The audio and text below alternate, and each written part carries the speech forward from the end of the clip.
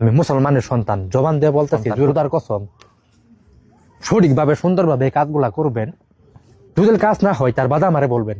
যারা শত্রুর অত্যাচারে আক্রান্ত, সবসময় মনের মধ্যে ভয় ভীতি নিয়ে থাকেন, চলাফেরা করতে যে কোনো কাজে সবসময় মনের মধ্যে ভয় ভয় লাগে, স্ক্রিনে দিয়ে লক্ষ্য করুন যে মন্ত্রটা দেখতেছেন, মন্ত্রটা রাত 1টার পরে শনিবার অথবা মঙ্গলবারের দিন 7টা তাল গাছের গোড়ায় যাবেন।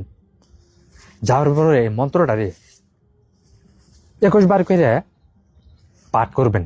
যে মন্ত্রটা যার প্রতি আপনি প্রয়োগ করবেন, প্রথমতই তার নাম নিবেন, তার পিতার নাম নিবেন। নেওয়ার পরে মন্ত্রটারে প্রত্যেক তাল গাছের গোড়ায় 21 বার করে পাঠ করবেন। 7টা তাল গাছের গোড়ায় 21 বার করে পাঠ করা লাগবো। পাঠ করে এই তাল গাছের মধ্যে ফুটিবেন। এই তাল গাছগুলা 21 দিন পর্যন্ত জীবিত থাকবো। 21 দিন পর্যন্ত জীবিত থাকবো।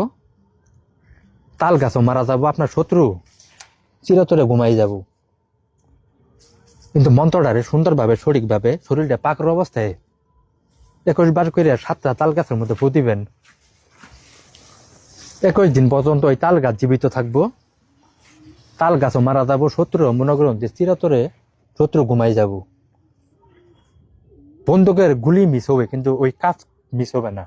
এটা আমি আপনাদেরকে চ্যালেঞ্জ দিয়ে বললাম। সঠিকভাবে সুন্দরভাবে কাজগুলা করবেন।